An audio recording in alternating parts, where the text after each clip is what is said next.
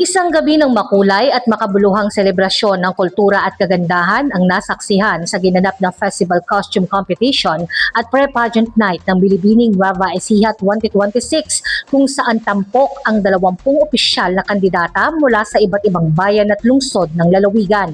Layunin ng nasabing kompetisyon na ipagdiwang at buhayin ang mayamang pamana ng Nueva Ecija sa pamamagitan ng mga kasuotang hango sa opisyal na pista ng bawat kinakatawang lokalidad.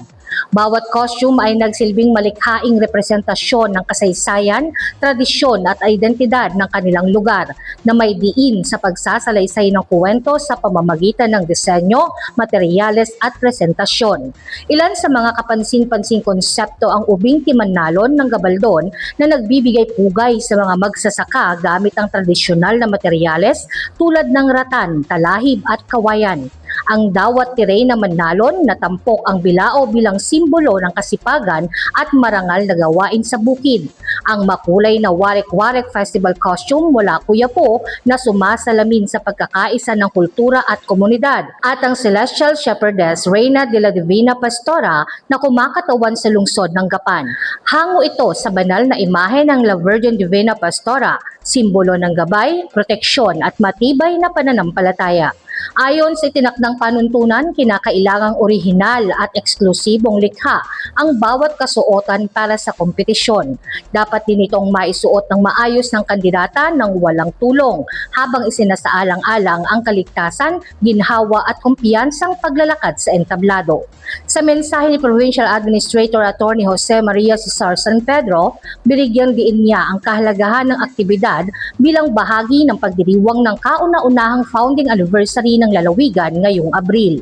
Nagpasalamat din siya sa mga hurado, sponsors, tourism officers at sa mga pamilyang patuloy na sumusuporta sa mga kandidata. Matapos ang matagumpay na Pre-Pageant Night, inaabangan na ang Grand Coronation Night sa darating na April 24 sa Provincial Coliseum, kung saan isa sa mga kandidata ang mag-uuwi ng korona bilang susunod na Bilibining Nueva Ecija 2026. Ang lahat pong bawat isa sa kanila ay deserving manalo, pero syempre sa lahat ng kompetisyon, there can only be one. And this coming Friday, April 24, sa ating pong Grand Coronation Night na sigurado lahat kayo pupunta. Tama po ba?